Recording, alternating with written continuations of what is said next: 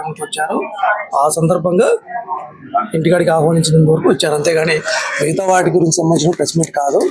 ఒకవేళ మేము చెప్పేటంటే నిన్న జరిగినటువంటి ప్రెస్ మీట్లో కూడా టీడీపీ నాయకులకు సంబంధించినటువంటి వైఎస్ఆర్ కాంగ్రెస్ పార్టీ నాయకులు అందరి పేర్లు వాడి అందరికీ ఏదో బురద చల్లాలనిచ్చినటువంటి పరిస్థితి ఉంది.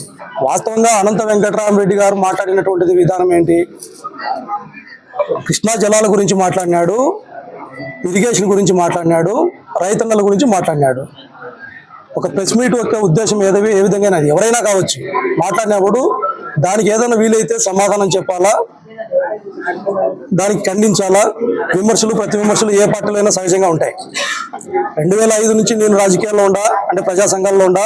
నాతో పాటు దాదాపు 11 మంది పేర్లు చదివి అందరి పేర్లు తీసుకొని వచ్చేసి వాళ్ళకి సంబంధించినటువంటిది బాయిలు అని పేర్లు పెట్టుకున్నారు.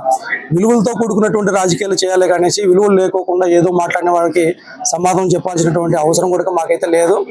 ఒకటైతే చెప్తా ఉన్నాం, అనంత వెంకటరామరెడ్డి గారి కుటుంబం గురించి మీరు అంత నానారభసగా మాట్లాడాల్సినంత అవసరం అయితే లేదు.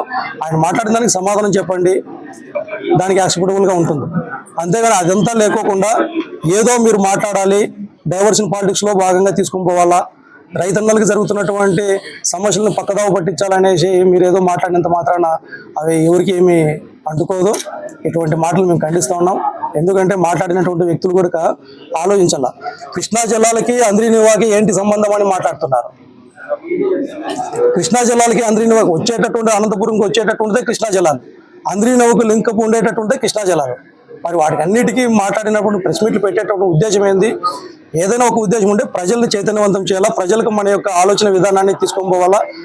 మేము ఏదైతే ఉన్నామో వైఎస్ఆర్ కాంగ్రెస్ పార్టీ నాయకులుగా మా నాయకుడు జగన్మోహన్ రెడ్డి గారి నాయకత్వంలో ఇవాళ రాష్ట్ర వ్యాప్తంగా క్రియాశీలకంగా ఒక పక్క విభజన విభాగంలో సిద్ధార్థ రెడ్డి గారు కావచ్చు, ప్రతి ఒక్కరు కూడా క్రియాశీలకంగా జగన్మోహన్ రెడ్డి గారి యొక్క ఆలోచన విధానాన్ని ప్రజలను చైతన్యవంతం చేస్తూ ప్రజల కోసం ప్రజలతో కలిసి ప్రజల గొంతుగా వినిపిస్తూ ఉన్నాం.